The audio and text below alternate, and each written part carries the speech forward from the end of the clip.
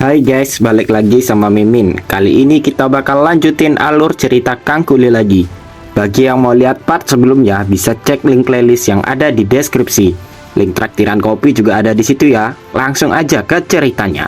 Part kemarin berakhir, di mana Lloyd membiarkan dirinya ditangkap oleh para pemberontak agar Lloyd bisa bernegosiasi dengan mereka. Dan dengan bujuk rayuan mautnya Lloyd, para pemberontak itu pun mau bekerjasama dengan Lloyd. Dan scene pun lalu berpindah ke tempat Xavier dan Putri Serajade. Terlihatlah Putri Serajade yang sudah kelelahan bertarung melawan Xavier. Dan Xavier pun sama capeknya ngeladenin Putri Serajade yang gak nyerah-nyerah. Putri Serajade pun tertidur untuk sesaat karena saking capeknya. Namun dia langsung terbangun dan mengajak Xavier untuk rematch. Dan mereka berdua pun lanjut bertarung dengan Xavier yang sudah bosan sekaligus capek terus gitu-gitu aja dari tadi. Xavier pun bergumam, harus berapa lama lagi dia kayak gini terus? Mana Lloyd gak datang-datang lagi. Namun di saat itu Putri Serajade pun menyiapkan sebuah serangan aura pedang di tangannya. Sontak Xavier yang melihat itu pun menjadi sangat terkejut. Dan jedar, Putri Serajade pun melepaskan serangan dahsyat itu yang ditahan Xavier dengan sekuat tenaga. Bahkan Xavier harus mengaktifkan pedang aura agar bisa menahannya. Namun tak berhenti di situ, Putri Serajade pun bersiap untuk melepaskan serangan kedua. Xavier yang melihat serangan Putri Serajade pun menjadi sangat terkejut karena serangan Putri Serajade ini sudah hampir menyamai master pedang tingkat atas. Ya, walaupun masih agak berantakan. Lalu dengan kekuatan penuhnya, Putri Serajade pun langsung melepaskan serangan dahsyat itu. Namun di saat yang sama, dengan tanpa dosa, Lloyd pun membuka pintu kamarnya dan lalu menyapa Putri Serajade dan Xavier. Berkat itu, serangan Putri Serajade yang ditujukan kepada Xavier pun meleset hingga menancap di pintu. Dan untungnya serangan Putri Serajade tidak mengenai Lloyd. Namun terjadilah shockwave yang sangat kuat hingga membuat Lloyd menjadi telanjang bugil, sisa kolornya doang. Sontak Lloyd pun menjadi terkejut, namun dia tetap stay cool. Xavier pun ngamuk-ngamuk sama Lloyd yang tiba-tiba muncul. Untung aja dia nggak jadi babi panggang tadi. Sementara itu Putri Serajade belum ngeh kalau yang datang adalah Lloyd. Ya gimana ya, orang yang datang kayak telanjang gitu. Namun setelah nge-lag beberapa saat, Putri Serajade pun menyadari kalau orang yang bugil di depannya ini adalah Lloyd. Dia pun melontarkan banyak pertanyaan kepada Lloyd. Namun dengan cepat, Lloyd langsung membacakan mantra-mantra magic tukang kuli. Putri Serajade pun berusaha menutup telinganya. Namun usahanya itu sia-sia, karena mantra perkulian itu langsung membuat Putri Serajade mulai mengantuk. Dan Putri Serajade pun tertidur setelah itu. Lloyd berkata kalau dia terlalu sibuk untuk menjelaskan semuanya. Lloyd pun langsung mengajak Xavier untuk pergi ke tempat proyek. Namun saat ia menoleh, malah Xavier ikut turu. Bahkan Xavier udah prepare kasur. Dan scene pun lalu berpindah, di mana Lloyd telah memulai rencananya. Di mana langkah pertama, Lloyd akan mensurvei lokasi terowongan bawah tanah itu yang seperti labirin. Namun hal itu menjadi gampang karena Lloyd telah mendapatkan peta dari Termes. Langkah kedua, Lloyd akan menentukan tempat yang akan dibor dan yang akan diblokir. Lalu langkah ketiga, mereka akan mulai memblokir semua jalur yang telah ditentukan. Dan pada malam harinya, Xavier akan menjadi kuli dadakan dengan membuat jalur baru. Namun ia harus berhati-hati jika tidak ingin terkubur hidup-hidup. Dan langkah yang paling ditunggu-tunggu datang juga, yaitu langkah keempat. Terlihatlah para pasukan misterius ini yang mencapai absahan. Lloyd pun dengan senang hati menyambut pasukan itu yang datang tepat waktu. Sontak Termes pun bertanya kepada Lloyd, siapa orang-orang ini? Lloyd pun menjelaskan kalau orang-orang ini adalah para pekerjanya dari wilayahnya. Ia membawanya untuk membantu mereka. Nah, kalian dah tahu dong siapa? Pekerja gratisan yang gak perlu makan sama minum. Ya, para undead. Setelah adegan menyapa, Lloyd pun langsung menjelaskan kepada para undead itu kalau di balik dinding ini terdapat air dalam jumlah besar. Lloyd pun bertanya apa yang terjadi jika ia menancapkan skopnya di dinding ini. Lalu salah satu undead menjawab, ya intinya nanti mereka akan hanyut dan tenggelam. Dan Lloyd pun lalu membenarkannya. Dan karena itulah orang-orang dulu mengorbankan nyawanya untuk membuat sebuah kanat. Nah, biasanya yang dijadiin tumbal nih pekerja yang paling tua. Dia mengorbankan hidupnya untuk menggali ujung kanat. Dan dia melakukan itu untuk membuat kehidupan generasi selanjutnya menjadi lebih baik. Biasa muji-muji dulu kan, biar ada yang mau ditumbalin. Dan Lloyd pun lalu menunjuk Tordes untuk menjadi tumbalnya. Lloyd berkata kalau pengorbanan yang indah dan kemuliaan ini akan menjadi milik Tordes. Bagi yang lupa si Tordes ini siapa, dia nih yang nipu bapak emaknya Lloyd, yang nyewa Black Magician itu loh. Sontak Tordes yang lagi bengong pun menjadi shock dalam hatinya. Jadi ini alasan Aing diajak, anjing lah. Sementara itu Lloyd mengeluarkan ekspresi penuh keyakinan dan penuh harap. Ya biar Tordes mau dijadiin tumbal. Namun si Tordes malah tambah kena mental melihat kalau dia akan jadi tumbal. Si Tordes pun diberikan pick untuk gali tanah, sementara Lloyd langsung kabur dan menyerahkan sisanya kepada Tordes. Namun bukannya gali, si Tordes malah ikut ngacir bersama Lloyd. Dia nggak mau jadi tumbal. Dia bertanya, kenapa nggak para tengkorak itu saja yang disuruh? Lloyd pun menjawab, mereka itu udah mati anjir, masa disuruh mati lagi? Kasihan cok, katanya Lloyd. Sambil menangis, Tordes bertanya lagi, kenapa nggak Xavier aja, kan dia master pedang. Namun Lloyd berkata, kalau Xavier nggak bawa baju ganti, kasihan nanti basah, masuk angin ya kan? Melihat perdebatan itu, sistem pun muncul. Ia berkata, kalau gini mah Raja Neraka resign. Lloyd pun bertanya, loh kok bisa resign? Emang dah tobat kah? Sistem membalas, kalau Raja insecure lihat kelakuan Dajjalnya Lloyd. Dan scene pun lalu berpindah ke neraka, di mana sang Raja Neraka sedang senyum-senyum lihat tingkah Dajjalnya Lloyd. Dia bergumam, kalau penerusnya telah ditemukan, dia akan terus memperhatikan perkembangan dari penerusnya ini, yaitu Lloyd, Raja Neraka Helkaros. Dan scene pun lalu balik lagi ke tempat proyek. Setelah perdebatan yang panas kayak debat pemilu, akhirnya pemimpin dari pasukan undead, kita panggil aja Bapak Kohar. Dia mengajukan diri untuk menjadi tumbal agar proyek ini cepat selesai. Sementara itu, Lloyd pun menjadi sangat kesal kepada si Tordes yang gak mau dijadiin tumbal proyek. Dan cetung, Bapak Kohar pun menancapkan pickaxe-nya ke dinding terakhir. Dan air dalam jumlah besar pun langsung keluar dari dinding itu, hingga membuat Bapak Kohar hanyut terbawa arus. Dan berkat Bapak Kohar, air-air itu pun bisa mencapai tengah kota. Para warga di sana pun menjadi sangat senang karena sekarang mereka tidak perlu mengkhawatirkan tentang air. Dan teriaklah Lloyd yang sedang mengawasi para warga yang lagi happy-happy itu. Lalu datanglah seorang anak kecil yang menghampiri Lloyd sambil membawa satu mangkok air. Anak kecil itu berterima kasih kepada Lloyd karena telah membawakan air kepada mereka. Dan dia pun meminta Lloyd untuk meminum air yang ia bawa. Lloyd pun mengambil mangkok air itu dan dia berterima kasih kepada bocil tadi. Dan dengan polosnya, bocil ini bertanya kepada Lloyd, kenapa Lloyd malah bugil? Dan dengan tersenyum, Lloyd menjawab, kalau ini adalah gaya fashion yang terbaru, namanya bugil-bugilan. Setelah itu, penyaluran air pun tidak terhenti di sana saja. Lloyd juga membuat air itu mengalir ke desa-desa kecil di dekat Kandaran. Dan karena pencapaian itu, sistem pun muncul dan memberitahu kalau Lloyd mendapatkan titel baru. Seorang setan dari negara barat. Anjir, dikatain setan, cok. Sontak Lloyd pun ngamuk-ngamuk karena titel itu malah kayak hinaan. Namun sistem pun menjawab, kalau titel ini udah keren, ngapain diganti? Keren pala bapak kau, ucap Lloyd. Namun setelah melihat efek titelnya, Lloyd pun agak senang karena berkat titel itu, Lloyd mendapatkan resistensi 100% terhadap dehidrasi di semua daerah yang panas. Walaupun dapat efek titel yang cukup berguna, Lloyd berkata kalau dia tidak akan terlalu menggunakannya. Karena Lloyd maunya jadi pengangguran kaya raya, ngapain kerja ke tempat panas-panas ya kan? Lalu datanglah Termes yang menghampiri Lloyd. Lloyd bertanya, apakah Termes sudah siap untuk melakukan perjalanan yang jauh ini? Namun tiba-tiba Termes pun berlutut di hadapan Lloyd. Sontak hal itu pun membuat Lloyd menjadi terkejut. Termes berkata, kalau Lloyd telah menyelamatkan nyawa yang tak terhitung jumlahnya, dan bahkan Lloyd berhasil menghentikan peperangan.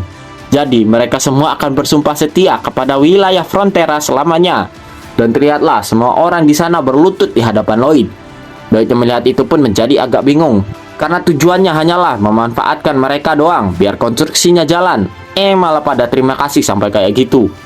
Lloyd pun menerima mereka semua dengan perasaan aneh. Dan muncullah sistem lagi yang memberitahu pencapaian baru. Bukalah hatimu, Termes dan pengikutnya sudah menghormatimu dan berterima kasih padamu. Berkat pencapaian itu, Lloyd mendapatkan 50 poin RP. Dan poin RP Lloyd saat ini adalah 2832 poin. Lloyd yang melihat itu pun auto full senyum karena dia mendapatkan banyak bonus. Namun seorang anak di sana berkata pada bapaknya, "Pak, mukanya orang itu kayak tai anjir," ucap bocah itu. Namun bapaknya memberikan penjelasan, Nak, mungkin mukanya kayak tai, tapi dia adalah orang baik," ucap bapaknya. Dan scene pun lalu berpindah ke malam harinya, di mana rombongan Termes berangkat menuju wilayah Frontera dengan dipandu oleh para prajurit undead. Dan scene pun lalu berpindah lagi ke istana kerajaan Absahan. Di sana Lloyd sedang menghadap Sultan Absahan, dan tanpa basa-basi Sultan Absahan pun meminta Lloyd untuk menjadi menantunya. Lloyd yang masih bugil pun menolak permintaan Sultan Absahan itu dengan sopan. Lloyd berkata kalau dia menyukai spek wanita yang seperti Karina. Wow. Sultan Absahan pun lalu bertanya, sepertinya Lloyd sudah mengetahui kalau Serajade adalah putrinya. Jadi apakah Lloyd tidak menyukai Serajade yang solehot itu? Ucap Sultan Absahan. Namun Lloyd pun menjawab, menurutnya perasaan putri Serajade lebih penting daripada nafsunya ini. Dan Sultan Absahan pun mengingat di mana Sheria jadi menolak mentah-mentah untuk menikah dengan Lloyd. Mukanya kayak tai, tingkahnya kayak admin judi slot. Mending aku dipenggal aja ketimbang nikah sama dia, ucap Putri Sherazade. Sontak Sultan Absahan pun mengerutkan bibirnya karena rencananya gagal. Sultan Absahan pun lalu berkata kalau dia akan menepati janjinya karena Lloyd telah melakukan tugasnya dengan baik. Sultan Absahan pun lalu menyuruh bawahannya untuk membawa delegasi dari Ratu Magento karena dia akan berbicara dengan mereka. Lloyd pun berterima kasih kepada Sultan Absahan karena mau menepati janjinya. Namun Lloyd ngedumel di hatinya. Mau ngomong gini aja ribet anjing, ucap Lloyd. Dan Lloyd pun pergi meninggalkan aula pertemuan. Dan Sultan Absahan yang melihat kepergian Lloyd pun bergumam kalau dia akan mendapatkan Lloyd bagaimanapun caranya, karena dia adalah penguasa yang bisa mendapatkan segalanya, bahkan jual pulau. Lanjut. Lloyd yang sepertinya bisa merasakan niat jelek si Sultan pun hanya memandanginya dengan wajah serius. Udah salah lawan ini. Dan Sim pun lalu berpindah ke tempat pertemuan delegasi Ratu Magento dan Sultan Absahan. Konventura pun kebingungan bagaimana caranya Lloyd bisa membuat si Sultan Babon ini mau duduk di meja negosiasi. Konventura pun tidak akan menyia-nyiakan kesempatan yang sudah dibuat Lloyd. Namun tanpa disangka-sangka, Sultan Absahan pun langsung meminta maaf atas kelakuannya tempo lalu yang membuat kerajaan Magento mengalami kerugian yang cukup banyak. Sontak Konventura dan delegasi yang lain pun menjadi sangat terkejut. Mereka tidak menyangka kalau seorang Sultan Absahan akan meminta maaf terlebih dahulu. Sultan Absahan pun menambahkan bahwa mereka akan memberikan kompensasi atas semua kerusakan yang diakibatkan monster domino. Dan mereka juga akan membuat tim khusus untuk mencegah hal ini terulang kembali. Semua progresnya akan dikirimkan langsung kepada kerajaan Magento. Dan Sultan Absahan berjanji jika sampai hal ini terulang kembali, maka mereka akan memberikan kompensasi sebanyak 2 kali lipat. Sontak Konventura dan delegasi yang lain pun menjadi tambah terkejut mendengar perkataan Sultan Absahan itu. Namun Konventura pun langsung menyadari bahwa ada hal yang tak beres di sini. Perasaannya berkata kalau Sultan Absahan akan meminta ganti atas janjinya itu. Konventura pun lalu berterima kasih atas keputusan Sultan Absahan itu dan dia akan segera melaporkannya ke Ratu Magento. Dan sesuai seperti yang ia duga, Sultan Absahan pun berkata kalau dia ingin sesuatu sebagai gantinya. Konventura pun ketar-ketir menunggu apa yang diinginkan oleh Sultan Absahan. Dan tahu apa yang dia minta? Sultan Absahan minta MC. Ya, dia minta Lloyd untuk diberikan kepadanya. Namun, scene berpindah di mana Konventura sedang menemui Lloyd untuk memberitahunya negosiasi tadi. Lloyd bertanya, apa keputusan dari Konventura tentang permintaan Sultan Absahan itu? Dengan perasaan gak enak, Konventura berkata kalau dia menyetujui permintaan Sultan Absahan itu. Sontak Lloyd pun langsung memasang wajah masamnya. Dia bergumam, asem gua dijual anjir, dikira gua lonte apa gimana nih, gumam Lloyd. Namun si Konventura pun ngeles. Dia berusaha memberikan alasan agar Lloyd gak marah. Dia berkata kalau Lloyd pasti lebih bahagia di sini, ucapnya. Tapi si Ratu gak bahagia. Namun si Lloyd menenangkan Konventura. Dia berkata, tenang, Aima santai aja, kalem atuh. Sontak Konventura pun menjadi kebingungan dengan perkataan Lloyd. Lloyd berkata kalau keputusan ini malah sangat bagus sambil Lloyd mengeluarkan wajah iblisnya. Sementara itu, si Sultan Absahan sedang bingung mau ngasih kerjaan apa sama si Lloyd karena banyak kerjaan di sini. Apakah memperbaiki jalan yang udah rusak tapi nggak dibener-benerin? Siapa yang tahu ya kan? Namun tiba-tiba datanglah bawahannya yang datang menemui Sultan Absahan. Sultan Absahan pun bertanya kepada bawahannya itu, di mana Lloyd? Bukankah dia menyuruhnya untuk membawa Lloyd ke sini? Namun dengan agak bingung, bawahannya itu berkata kalau Lloyd sedang pergi untuk memburu cacing pasir di dekat kota. Sontak Sultan Absahan pun langsung shock mendengar itu. Anjing, ngapain dia cok? Ucap Sultan Absahan. Dan scene pun lalu berpindah. Inilah monster cacing gurun yang sedang diburu oleh Lloyd dan Xavier. Yang ini, ya, yang ini. Dan tanpa ragu-ragu, Lloyd pun langsung menyerang cacing yang malang itu dengan serangan mana blast hingga menciptakan ledakan yang cukup besar. Tak berhenti di situ, Lloyd pun lalu memanggil Podong untuk ikut join war. Dan jedar, Podong pun mengeluarkan jurus Wing Chun-nya untuk menghabisi cacing itu. Dan dengan membagongkan, Lloyd pun juga menyuruh Xavier untuk menyerang cacing itu. Dan tanpa ragu-ragu, Xavier pun langsung mengeluarkan salah satu serangan terkuatnya. Dan jedar, serangan Xavier itu menciptakan kerusakan yang sangat besar. Namun si monster cacing ini masih bisa bertahan. Lihat itu, Lloyd pun menyuruh mereka bertiga untuk menyerang secara bersamaan. Cacingnya bilek, bang udah bang, tolong. Dan dengan membabi buta, Lloyd pun menyerang terus-terusan cacing itu. Dan di saat itu muncullah Sultan Absahan yang sedang melihat kelakuan sintingnya Lloyd. Namun si Lloyd tidak ngeh kalau ada Sultan Absahan dan dia terus menyerang cacing itu yang tidak berdosa. Sultan Absahan dan bawahannya pun auto kena mental melihat kegilaan Lloyd itu yang sudah di luar nalar. Lloyd yang akhirnya sadar akan keberadaan Sultan Absahan pun hanya memberikan tanda-tanda bapak kalau foto. Ya, jempol. Sultan Absahan yang sudah kena mental pun menyuruh bawahannya itu untuk memberitahu kerajaan Magento. Suruh mereka membawa si bajingan gendeng ini pulang bersama mereka. Udah capek aing, ucap Sultan Absahan.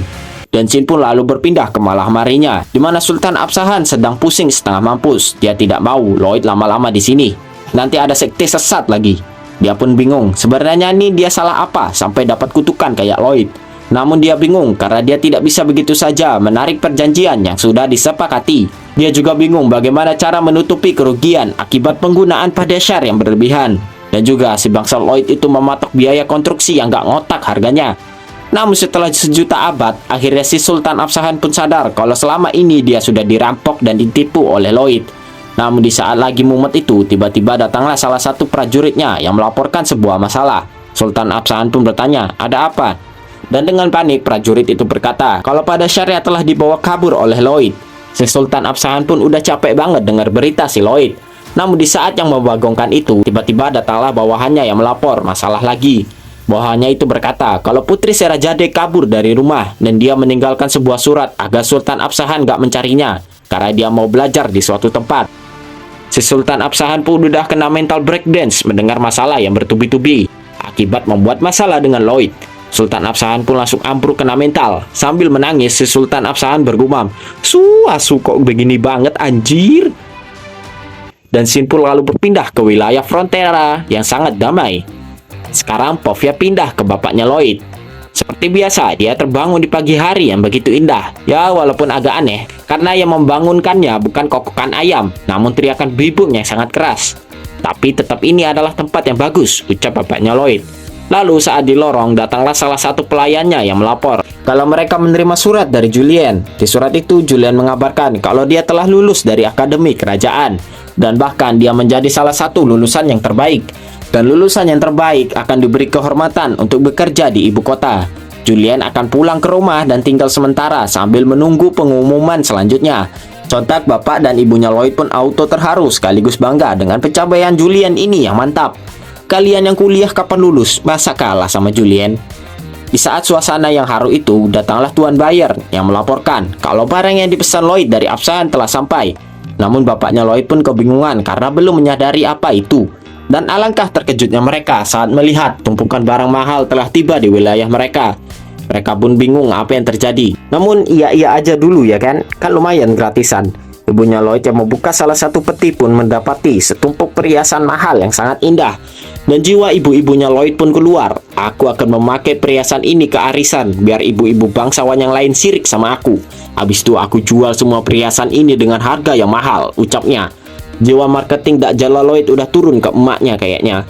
Melihat tingkah istrinya yang saklek kayak Lloyd, bapaknya Lloyd pun hanya bisa tersenyum. Dia menyemangati istrinya itu untuk manas-manasin tetangga. Si Marbella ini ketularan Lloyd kayaknya belakangan ini. Tapi gak apa-apa lah, gumam bapaknya Lloyd. Dan mereka berdua pun melanjutkan perjalanan untuk berkeliling sambil menyapa warga. Bapaknya Lloyd senang karena warganya adalah orang-orang yang baik.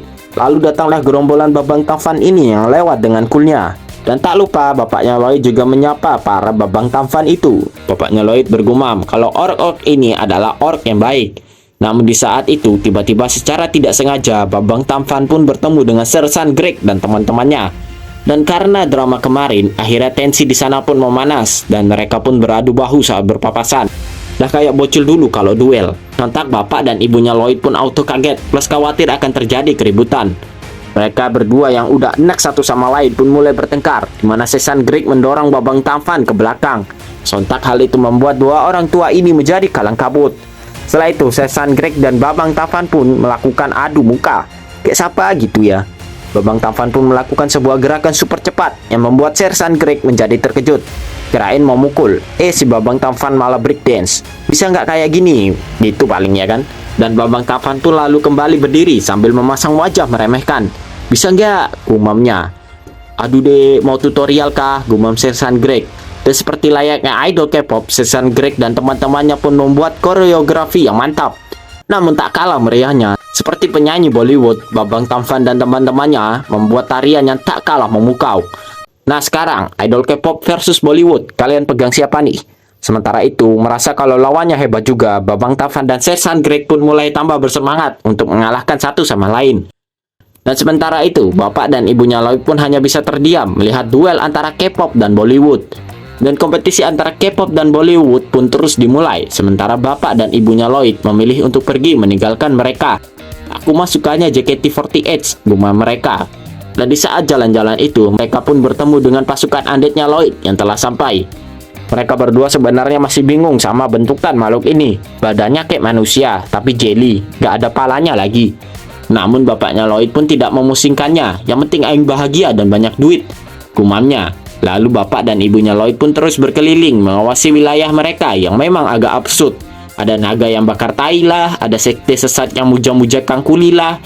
Bahkan si Termes sama rekan-rekannya yang hitungannya masih baru di sini udah join sekte sesat yang kerjaannya teriak-teriak nyebut Lloyd. Bapak dan ibunya Lloyd mah udah biasa sama kelakuan absurd warganya, jadi dibawa happy aja. Namun tiba-tiba seseorang mengabarkan kalau Lloyd telah tiba. Sontak bapak dan ibunya Lloyd pun auto tambah bahagia. Dan terlihatlah Lloyd yang datang memakai setelan bugil kesukaannya. Dan Xavier udah nggak peduli lagi sama Lloyd kayaknya. Melihat setel bugilnya Lloyd, bapak dan ibunya sadar kalau dari semua orang di sini, anaknya sendirilah yang paling absurd dan gak jelas. Ya walaupun anaknya kayak wong gendeng, tapi mereka tetap mencintai dan menyayangi Lloyd kayak anak yang lain. Bapaknya Lloyd yang melihat anaknya bugil pun bertanya, kenapa Lloyd bugil kayak gini? Mau pamer otot aja nggak punya ya kan? Lloyd menjawab, kalau ini adalah tren fashion terbaru, bugil-bugilan namanya.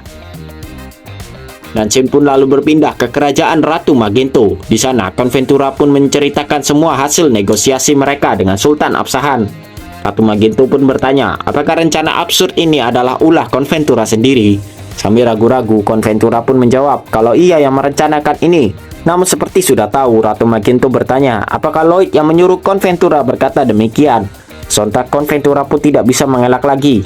Kalau soal Ayong mah auto ngerti ya kan? Ratu Magento pun bertanya lagi, apa yang diperlukan agar kehidupan warga menjadi damai sentosa? Conventura pun menjawab dengan template kayak politikus-politikus gitulah. Namun Ratu Magento menjawab, kalau itu salah. Yang benar adalah tinggal suruh-suruh orang yang memiliki kemampuan lebih sampai kering pokoknya. Suruh terus sampai tipes, kalau nggak tipes suruh terus, ucapnya. Sontak mendengar jawaban mengerikan Ratu Magento, Conventura pun hanya iya-iya aja. Namun di dalam hatinya dia mendoakan Lloyd agar dia bisa tentram di sisinya. Bahkan mati kayaknya lebih bagus, pikir Conventura. Setelah percakapan itu, Ratu Magento pun berpikir, walaupun negosiasinya berujung menguntungkan, dia tidak boleh lupa kalau dulunya dua kerajaan ini adalah musuh bebuyutan. Untuk bisa menjaga hubungan ini, maka harus ada rasa saling percaya antar kedua kerajaan. Dan scene pun lalu berpindah ke posisi Putri Serajade, di mana Putri Serajade ternyata kabur ke wilayah Frontera. Putri Serajade pun nampak termenung melihat tempat tinggal Lloyd. Lalu dia pun bergumam kalau dia pasti akan mencari Lloyd, bahkan sampai ke lubang WC sekalipun. Dan scene pun lalu berpindah lagi ke bapaknya Lloyd yang sedang ngurus tanaman. Lalu tiba-tiba datanglah seseorang di belakangnya. Bapaknya Lloyd pun bertanya, siapa ya? Dan ternyata orang itu adalah Putri Serajade. Putri Serajade pun memperkenalkan dirinya kepada bapaknya Lloyd. Sontak bapaknya Lloyd pun panik karena dia mengira kalau Sultan Absahan ada di sini juga. Putri Serajade pun berkata kalau tujuannya datang kemari adalah untuk menemui Lloyd. Sontak bapaknya Lloyd pun menjadi tambah panik. Sebenarnya apa yang telah dilakukan Lloyd hingga putri kerajaan tetangga sampai ke sini? Putri Serajade lalu berkata sesuatu yang tidak disangka-sangka. Dia mengaku kalau dia hanya bisa tidur jika ada Lloyd bersamanya. Bapaknya Lloyd pun sempat nge-freeze mendengar itu. Namun dia pun langsung berteriak kaget setelah mencerna perkataan Putri Serajade. Anjir, si Lloyd bangke, memang paten kali lah, ucap dia dalam hati.